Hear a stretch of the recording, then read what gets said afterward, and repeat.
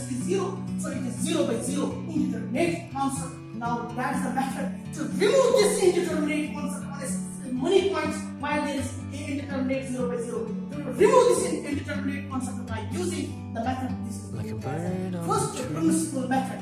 This is known as a I'm just sitting here,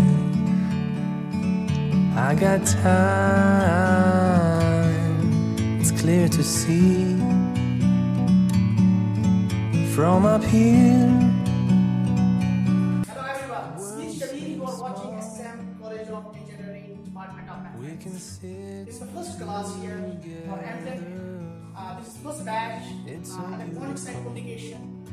जो हम आज पढ़ाएंगे, आज का लेक्चर जो होगा, that's the topic here, first principle method. First principle method आज हम पढ़ाएंगे. So that contains the content as indeterminate concept, that is 0 by 0 indeterminate concept. I repeat the idea, indeterminate concept. When we take a derivative and the function takes indeterminate concept at certain point, at particular point, so we remove that very indeterminate concept that takes a finite value. So by using the method that is known as a first principle method, right? Okay. Take a step back to see the truth around you. From a distance you can tell. Yes, this is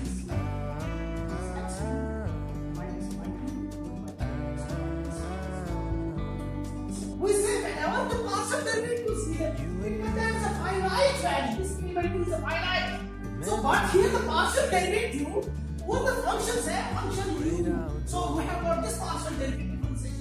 First principle method to remove the indeterminate concept for the function. That is, we have taken the function u here as per this transition concept x2 minus y2 whole divided by x square plus of y square. We remove it by using the indeterminate concept to take the finite value. So that's the topic here. Thank you very much.